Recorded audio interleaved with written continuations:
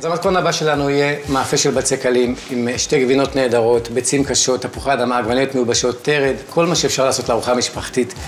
תוך כדי שאני מבשל, בואי תספרי לי באמת איך זה להכין ארוחה למשפחה עם ילדים. ארוחה משפחתית? כן, כל הילדים, כל הבלגן.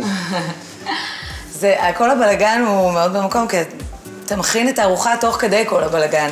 צריך סוג של תמרון, אתה יודע.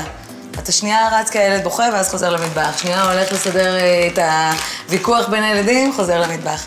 אבל אתה יודע, הילדים עוזרים? הילדים מאוד עוזרים. בעצם זה שהם לא מפריעים, זאת העזרה. זה כבר עזרה. לא, האמת שהם ילדים טובים, אבל הם עוד לא ממש בגיל שהם יכולים. הם אוהבים. שגב עושה להם הרבה מה שנקרא סדנת בישול. אז הוא משיב אותם כזה מולו ומסביר להם מה הוא עושה. זאת אומרת שבעצם הילדים, אם הם לא מפריעים, זה העזרה שלהם. בגדול, כן. מאמין שאי פעם שיהיה לי ילדים אני אדע את זה. אבל יאמר לזכותם שהם מאוד פתוחים בעניין של אוכל. הם מתים על ירקות. איך לא? אין אצלנו ארוחה בלי ירקות, והם אוהבים דגים, והם אוהבים אוכל מתובל. בעצם לא אוכלים ג'אנק, לא גדלים על ג'אנק. בוא לא נתחסד. בסדר, נו, אמרתי לך, טלוויזיה, אפשר לזייף. כן. לא, האמת שאפשר להגיד שהתפריט שלהם הוא מאוד בריא, אבל אני מרשה להם גם להתפנק, ומילדים, אתה יודע. אז הנה, אחד הדברים הכי בריאים במנה הזאת, זה יהיה רק התרד. נו, אז תרד בסדר, תרד בין חליטה. יש בו המון ערכים בריאים. המון ברזל. נכון. אנחנו עושים לו חליטה כזאת קטנה, ממש חליטה זריזה, קטנה כזאת.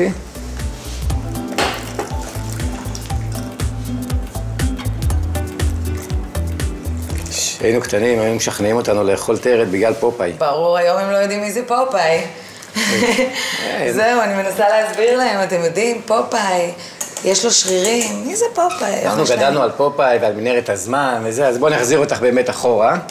מה את אכלת בילדות שלך? אני גדלתי בבית, קודם כל ההורים שלי עלו ארצה כשאני הייתי בתוך הבטן של אמא שלי. מאיפה? מניו יורק, אבל אמא שלי היא צרפתייה. מי עולה מניו יורק לארץ? זה מה שאמא שלי לא הבינה כשאבא שלי הודיע לה.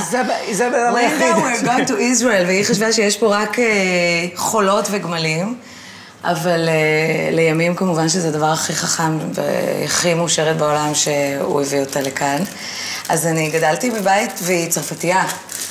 זאת אומרת ש... זה קוטור של האוכל. כן, ממש. קוטור של האופנה, קוטור של האוכל. גדלנו באמת, וכל הפרודוקטים הם היו נוסעים המון, אז היא הייתה תמיד מביאה את הגבינות וקונה פה את הדגים המיובאים, הסלמון ומכינה לנו קוקי סן ז'אק ושרים, זה היה כאילו דברים שגדלתי עליהם. תשמעי, את גדלת סופלה, כל מיני, כן. בטח גם היה לכם הרבה בצק עלים, כי זה של הצרפתים. יש לנו פה את אחד הבצקים שבאמת נוח לעבוד איתם, גמישים, הם ארוזים נכון, לא צריך יותר לחשוב איך מכינים בצק, הם פשוט קונים את זה, זה מוצר מדהים. בואו נפתח אותו מעט. טוב, אז המילוי שלי מתחיל בתפוח אדמה שבישלנו מראש. בעצם זה כמו לעשות בורקס גדול כזה לכל המשפחה. כמו לעבוד על קטנים אחד-אחד. זה מהמם. אני שם ביצים קשות כמו ככה אתה שם? כמו שם. קול.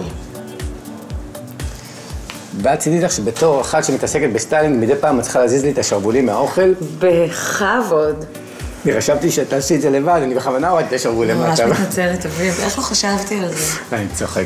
עגבניות מיובשות, גם כן שלמות כמו שהן. מעולה. שלכל ביס יהיה את כל הנגיעה של כל הדברים האלה. כמובן, בוקר לא יכול להיות בלי גבינות. ברור. גבינת עיזים רכה. גם על זה גדלנו.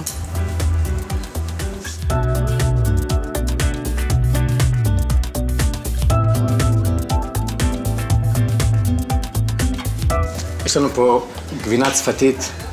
הציפורניים שלך, מה פתאום? איזה? תגיד לי, נו באמת, אל תעליב. זאת גבינה צפתית, מליחות עדינה. אני חולה על הגבינה הזאת, אפשר לאכול אותה ככה, כמו שיש איזה מעדן, בפני עצמו זה ברור, אבל במאפים היא מתנהגת בצורה מדהימה.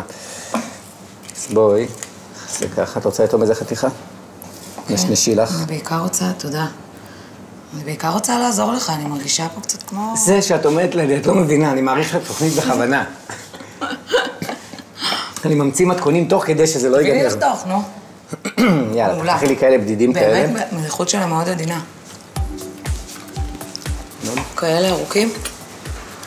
זה נקרא סופר. זה סופר. זה אקסטראורדינר. אקסטראורדינר. דליסיו. תשאיר לנו קצת לנשנש. אוקיי, שארתי. אז מה שמתי פה? שמתי פה תפוח אדמה, עגבניות מיובשות, 2 סוגי גבינה, ביצים קשות מבושלות. עכשיו את העלים של תרד, מה שמכרו לנו שזה היה של פופאי. יש לי תחושה שזה הולך להיות כל כך טעים. תשמעי, זה... רע זה לא יכול להיות, כל המוצרים טובים, אז רע זה לא יכול להיות. נכון. ועכשיו אנחנו מגיעים לעניין של המעטפת, שזה בעצם ככה. אל תברחו. אנחנו פה נוריד שוליים.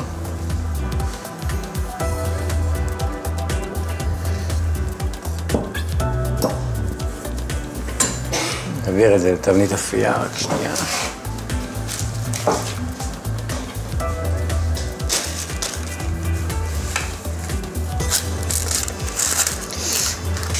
זה עלייך, עד שאני שוטף ידיים.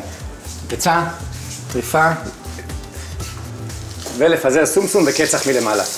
ברור.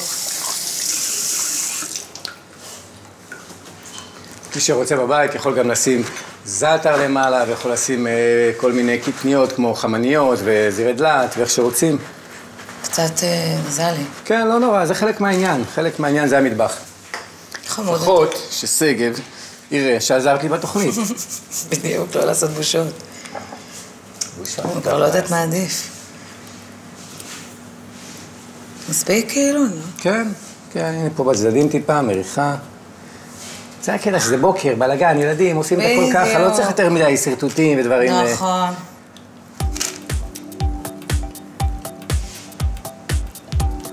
אני מתחיל לפזר. איך עושים? מטשטשים. קצח. קצח. גם ככה בנדיבות. עכשיו אני מכניס את זה לתנור, שבעצם בחום של 200 מעלות 20 דקות, אבל יש לי פה תנור שיש בו גם בסד של החוץ, שזה מקצר את זמני האפייה, ככה זה חוסך לנו אנרגיה בבית, והיום אנחנו צריכים לשמור על האנרגיה שלנו. נכון מאוד. עולם ירוק.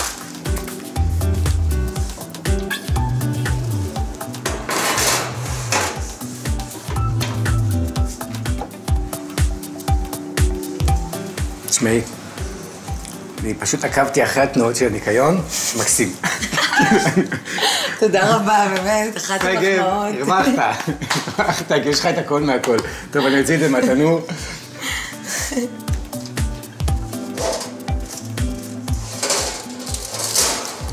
לא, הריח שיצא מהתנור, לא. איזה יופי. כל היופי בתנור הזה שהוא מקצר לנו את האפייה בהרבה הרבה הרבה זמן, וזה מעולה. עכשיו, בואו נעביר את זה לקרש, נחתוך את זה על הקרש, נראה מה קרה פה.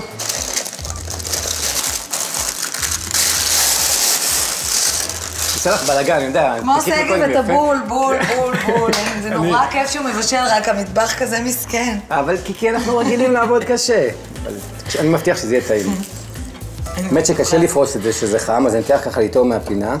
צריכה לראות את זה, צריכה לראות פה את כל הביצים והדברים האלה, אני פשוט מאוד לא יכול פריסה אחרת, אז צריך לאכול מזה עד שזה יתקרר טיפה. שרון, המאמנת כושר שלי, אין ברירה. אני אשם. הוא אשם. דרך אגב, שרון, מתאים לשרירים? אני מתרגשת.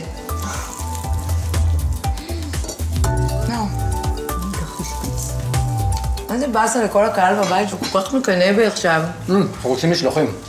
עושים משלוחים, חבר'ה, יואו, זה טעים ברמות. טוב, אנחנו עוד מעט נמשיך עם עוד מתכון אחד מנצח, או מתכון משפחתי. מיד שווים.